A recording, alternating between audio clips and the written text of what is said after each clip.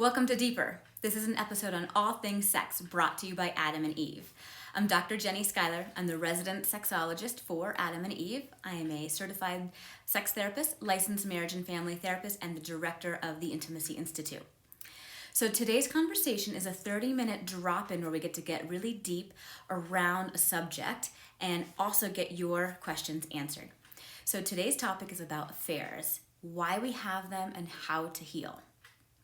So as we get started, I think it's a really important question to just define our terms. Everybody defines an affair differently, and I think it's really about the contract between two partners.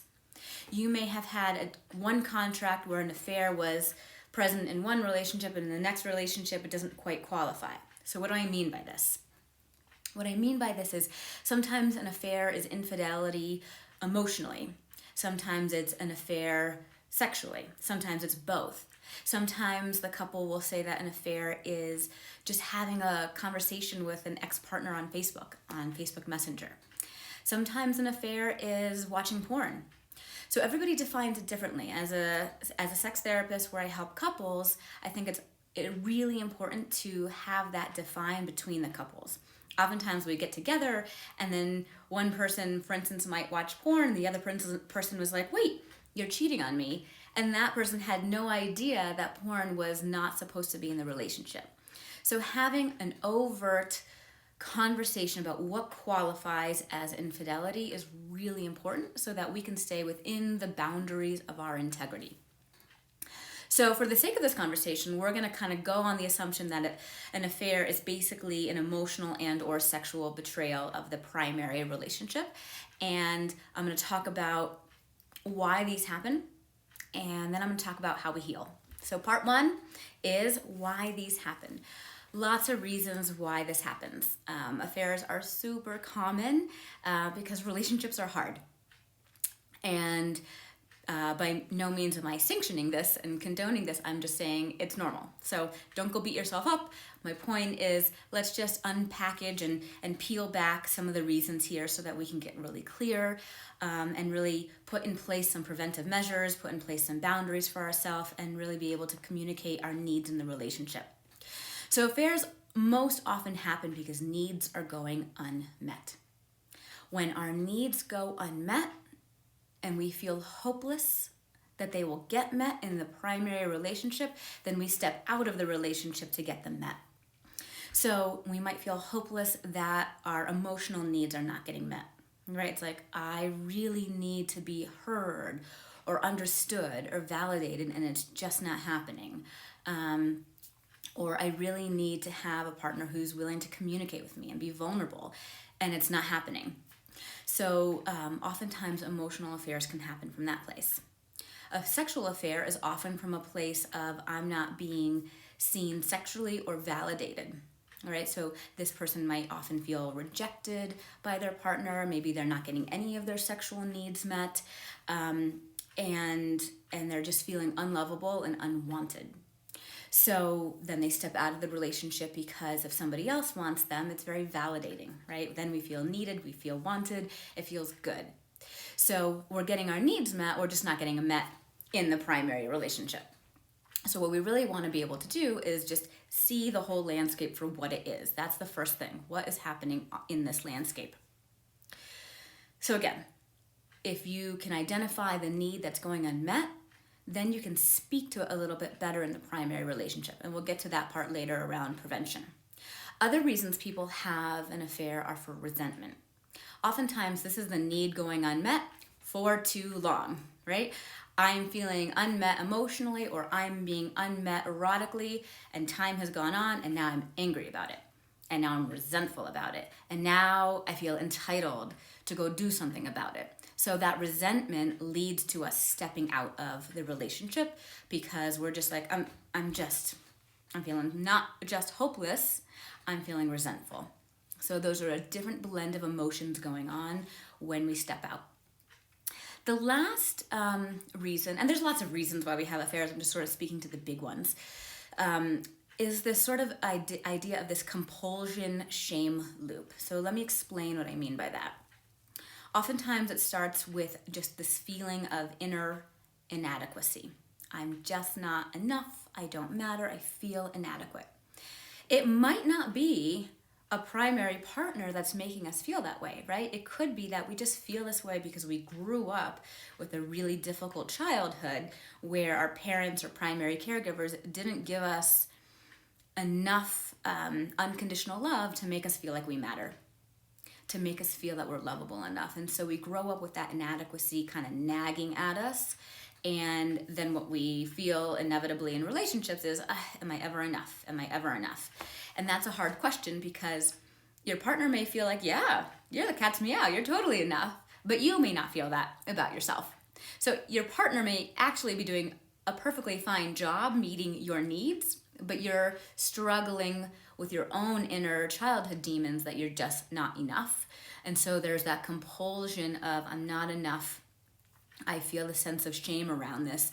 And so I need to kind of compulsively, like I'm really hungry and I'm like just looking through the pantry. I need to find something. I'm so hungry. So it's sort of that compulsion. I need to get this external validation. I need to get it, right? This I need is a feeling of compulsion running the show. And so what happens is we look for that external validation because the validation in our relationship is not quite enough. And then what we need it from a lot of sources. So sometimes people will have lots of escorts, or they'll go to massage parlors with a happy ending, or they'll have lots of Facebook exes and contacts chit-chatting, or they'll go on a dating app and have multiple people that they're dating and having sex with and saying they're in a relationship with at the same time, even though they're saying to each person they are sexually exclusive and monogamous. They have 10 people that they're doing this with. And I'm describing sort of an extreme version of this, but it exists, and it's just important to understand it so that you can at least, again, map this out. So what happens is we look for that external validation or the orgasm to make ourselves feel better. So we're eating away at shame and we're just like, ugh, this is uncomfortable. I don't feel good enough. And then we have an orgasm. I feel good. I'm better. For 5 seconds, or for 5 minutes, or for 5 hours. Somewhere between 5 seconds to 5 hours, we feel better. And then it hits again. Ugh, I feel the shame. I feel inadequate. Hence the compulsion to go out and do it all over again and get that validation and or orgasm all over again. Then we feel better, we have the orgasm, but then we feel the shame. So it's this orgasm shame loop that we get stuck in. So it's a different kind of infidelity, that one, but I just wanted to name it because it happens, and it's just something to attend to when you're trying to work and heal yourself. Okay, so hopefully that maps out why we have affairs and kind of what qualifies as an affair and how we kind of get stuck in them. Any questions at this point? I see a lot of waves and hellos. Lots of hellos. So let's talk about how to heal and also how to prevent this from happening either in the first place, or if you've had an affair or multiple affairs, how to prevent it from happening again. So first and foremost, healing starts with ourselves, right? We have to get real with ourselves, and we also have to forgive ourselves and work through what's happening there. Because ultimately, if we're gonna go to our partner and say, please trust me, we have to trust ourselves. If we don't trust ourselves, then it's not fair to say to our partner, yeah, trust me, I got this under control. So again, we wanna really start with ourselves. How do we get to a place of trusting ourselves? So I like to start with getting honest with why you had the affair in the first place, right? Were there needs getting unmet? Is there a compulsion shame loop? Is it an emotional need? Is it an erotic need? Is there resentment? Like getting just really honest, why did I do this? And then we want to really look at shame. So I'd like to define shame this way. It's this equation of grief or sadness plus self-criticism. So you think of your grief or sadness as the cupcake, and then self-criticism as the frosting on top. And what happens is it gets overlaid into one cupcake, and then we just feel run by this cupcake. So the idea is, let's take the frosting off and look at both pieces, right? The frosting is the negative talk, all the self-criticism of why we're not good enough or why we're inadequate. And then the grief of like how that feels in our body. And sometimes grief, by the way, shows up as anger. Sometimes it shows up as anxiety. Sometimes it shows up as grief and sadness. So it lives in our body in different ways, but it's this blend of our somatic experience going through the grief process plus the self-criticism. So it gets really embedded in there. So when we work with shame with ourselves or with a therapist or a good friend or a group, a trusted group, what you really want to do is be able to say, okay, what is the positive self-talk about me as a human? I'm still worthwhile. I'm still lovable. I still matter because I'm here. We all matter because we're here. You're stuck here, right? You're here until your death deadline, and then we're not here, or we're here in a different form. So while we're here, we matter. We all matter, simply because we're here. And being able to believe that message is super important. So as we unpack shame, that's a really important piece. And then letting our body feel the impact of grief. So again, working shame is difficult, but really worth doing as you do this process. What it also does is helps us access remorse. So now, as you heal from an affair, once you've worked with yourself of, I'm getting real with myself, why I did this, I'm unpacking my shame, I can touch the remorse. I'm sorry I did this. Because again, you can't go to your partner and say sorry if it's not genuine, right? That's not fair to the partner. And you can't say trust me if you don't trust yourself, also not fair to the partner. So that's where you got to get real with yourself. So as you go to your partner, and whether you say this to your partner or never say this to your partner, you're basically, what you're trying to do is say, trust me, right? I trust myself, I want you to trust me, and here's how we're gonna lay out trust. So let's say the affair is exposed, whether you're caught or whether you name it, or whether you're even just trying to put in preventive measures because you just don't trust yourself from previous times, and you're saying, you know what, I know I can kind of get dicey here, so what I'm going to do is just tell you, like, these are some trust protocols we should have in the relationship for just in case. So let's talk trust protocols. Well, first is the apology, right? So let's say this is exposed. Usually when this comes into my office, an affair is an exposed experience, it's caught, and two people are just working through to find healing. And so the first part is the apology. And again, to ever make the healing work, this apology has to be true remorse. I am not just saying the words, I'm sorry, I am deeply remorseful. I've had couples where this takes months sometimes. The apology is not authentic until months later when it's like, oh, I really see now how much I hurt you, and I get it, and I'm really sorry. So it has to be an authentic apology with deep remorse. Part 2 is what I call closet time, and this is time to process what happened. And you could go into your closet. It's kind of a nice private space if you wanted to, if you have a big enough closet, or you just put a boundary around talking about it. And I say we talk about it for 30 to 60 minutes a day, and that's it. That's it. The rest of your day, let's say you sanction off 60 minutes of your day to talk about this. The other 23 hours of your day, we do not talk about the affair. We have fun. We reclaim fun in the relationship. We do fun things together. We find new hobbies together. We find new activities. We have fun, because if we're doing all the hard work and no fun, the relationship's not going to survive. A relationship needs fun and playfulness and hard work. We're doing hard work, but we have to balance it with fun and playfulness. So the closet time is a daily piece here where we just get into the closet, or we find a time that's private and spacious so that we can hang out, talk about the difficult stuff, put the difficult emotions out there, be angry. There's going to be a lot of anger sometimes, a lot of sadness, a lot of confusion. These are normal things, and we talk about it. And then we have fun. Or then we take a little space and we breathe and we marinate, and then we try to have fun a few hours later. Okay, so that's closet time. Then we have rebuilding trust. Rebuilding trust is really, in my opinion, about transparency. This can feel hard for people, right? They feel like, well, my privacy is being, is being taken away, and my phone is open for my partner to see at any moment. Yes, especially electronic transparency, if this is a Facebook thing, or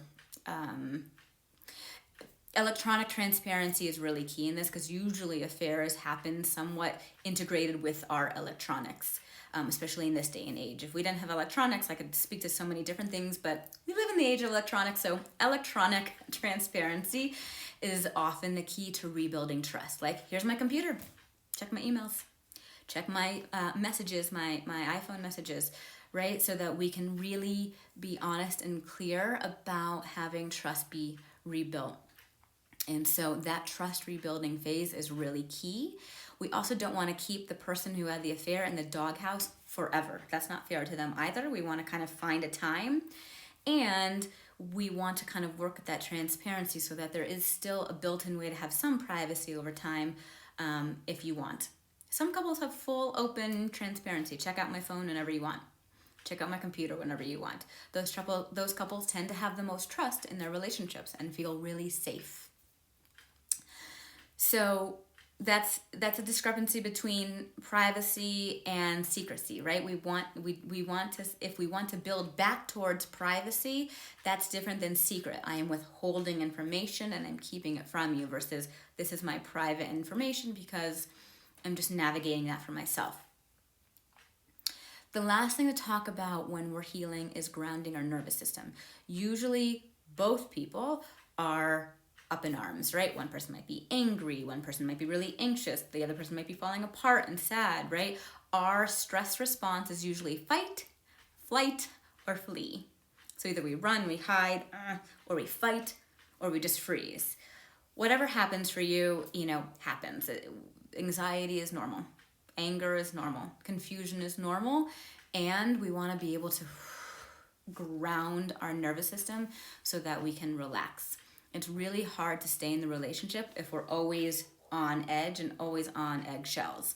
So super important to have a meditation practice, have a discharge through exercise, have a relaxation ritual. Do these things to ground your nervous system, especially if you're healing from an affair, whether you're the person who cheated or the person who cheated on. Doesn't really matter. Having the grounding exercise will help you feel sane. Okay. Last piece to cover here is in the healing process is, and this is done after we have trust, after we've said our apologies, after we're rebuilding our trust, after we're grounding our nervous system, then we take a really important look at how both people contributed to this, because this is usually not a one-person experience. The hardest thing for people, the hardest thing for couples is the person who was cheated on has a part to play. Because it takes two to tango, and if needs are going unmet, guess what? Somebody's not meeting those needs. Now, again, it takes two to tango. If I have a need, if I have a need for more compliments, and I don't say that to my husband, and he has no idea because he's not a mind reader, right? And I'm not getting my compliments, and then I'm getting resentful. And I'm like, he just doesn't know how to give me compliments. So I leave the relationship to go get my compliments somewhere else, right? Not fair to him because I left the relationship, and also not fair to the relationship. And I could say, it's all your fault because you didn't meet my needs. And he could say, it's all your fault, you just left, but it takes two to tango, right? What I'm not doing is telling him what the need is. And what he's not doing is meeting the need. But if we're not speaking to what we need and asking for that with a request, then how are we going to get those needs met? So, or if one person's withholding, right? I often see one person withhold sex in the relationship, and then it becomes this struggle because if we're withholding, then we're not getting a need met. We're going to go somewhere else to get that need met. So we both have to look at how did we play a part in this relationship so that we can prevent it in the future. And really, I think this comes full circle back to our needs. Most people in relationship need safety. How do I feel safe? Closeness. How do I feel connected to you? Validation. How do I feel seen and honored and known? by you. And sometimes we have a need for adventure. Sometimes we have a need for excitement. Sometimes we have a need for space, right? We have to navigate. If the needs look like they're in competition, they actually are not in competition. We can get really collaborative about these needs. Let's say I have a need for closeness and my husband has a need for space. This is true. But at times he has a need for closeness and I have a need for space. How do they get met at the same time, right? One person gets their needs met first, whoever's having a bigger need for this, right? If he's like, I've had the most stressful day, there's no way I can meet your need for closeness until I first have a little space to decompress, then he goes first and then I go. Or if I'm having a really stressful day and I need the closeness because that's how I feel decompressed, I might say, well, I am super stressed. Can we have connection and closeness? And then he can go, yeah, you know what? Your stress looks bigger than mine. We come in for closeness and connection. After I feel a little more settled, then he can go have his space so that he can decompress too. So we're both getting our needs met. We might not get our needs met at the same moment in time, but we're both negotiating and talking about it in a really transparent and mature way so that we can both get them met. I'm glad this was helpful for those who are weighing in. We're at time here, but I'm happy to answer any questions. This is a really big, complex topic, and I wanted to put it out there while we're sort of in serious times. Also, November, we're calling November here at Adam and Eve Nookie November, and how do you kind of keep this all alive when times are stressful and times are confusing and the time is dark? Literally, the sun is setting earlier. So this is going to be a whole month of keeping our spirits alive and also putting some harder topics on the table so that we can really know how to manage these and map these out so that we can do well in life and manage all these stressful pieces. What are your thoughts on marijuana helping with blood flow? I don't know that marijuana helps with blood flow. I think exercise helps with blood flow, and I think good nutrition helps with blood flow. So I have not seen any impact on marijuana helping with blood flow. So that's my answer to that one. And other questions. Sometimes cannabis can help some people, not all people, with sensation, meaning they can feel their sensations more, so sex feels more sensory and exciting. However, most people, cannabis can cause more anxiety and then arousal struggles to emerge. So I always say, test it out for yourself to see what will work best. Any other questions before we get going? I don't see questions here, but please know that our team is super educated and awesome. And so we can answer lots of things, whether it's myself or someone else on the team. We're here, so if you are watching this after the fact when it's not live, we can answer those questions. And if this is a deeper exploration around needing therapy, ASECT is a great website, aasect.org. You can find a certified sex therapist in your area.